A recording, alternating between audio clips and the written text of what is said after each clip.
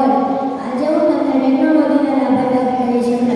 Computation and education medical ઉદ્યોગ આ બધા ક્ષેત્રમાં બહુ સારા એવા ફાયદા થઈ રહ્યો છે. જે પૃથ્વી પર અને પૃથ્વી બહાર શું થઈ રહ્યું છે તે પણ જાણી શકાય છે. ટેકનોલોજીના લીધે બેન્કિંગ સુવિધા બહુ જબરજસ્ત થઈ રહી છે. મેડિકલ ક્ષેત્રમાં સારા એવા ફાયદા થઈ રહ્યું છે. મેડિકલ દ્વારા આપણે વાયરસ, બેક્ટેરિયા જેવા સૂક્ષ્મ જીવોને જોઈ શકીએ છીએ.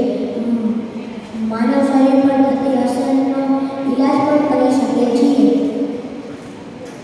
ઉદ્યોગમાં ટેકનોલોજી દ્વારા આપણે કોઈ પણ ધાતુને આપણા જરૂરિયાત મુજબ ઢાળી શકીએ છીએ અને આપણા જરૂરિયાત મુજબ બનાવી શકીએ છીએ અને કોઈ પણ વસ્તુનું ઉત્પાદન વધારી શકીએ છીએ. ટેકનોલોજીના દ્વારા આપણે માણસોનું હુનર, આવડત અને કાબેલિયત જાણી શકીએ છીએ. દાખલા તરીકે જો ટેકનોલોજી ન હોત તો હું અત્યારે ગવર્મેન્ટમાં જવાબ ન લખતો અને તમે તે જવાબ વાંચી પણ ન રહ્યા હોત. ડેટા સુરક્ષા, અવનવા સામાજિક જોડાણ, નોકરીઓ સલામત ચોરી, work overload, digital media, manipulation, અનામિકતા અને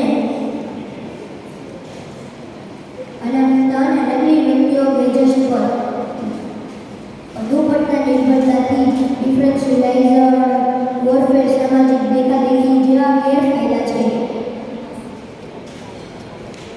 ડિજિટલ ટેકનોલોજીનો અર્થ એ છે કે વિશાળ પ્રમાણમાં ડેટા એકત્રિત અને સંગ્રહિત કરી શકાય છે.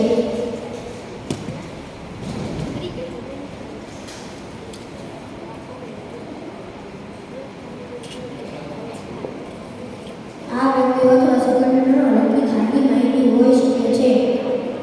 આઈન્સ્ટીન જેવા મહાન વૈજ્ઞાનિકે આપેલા વિશ્લેષણનો ઉપયોગ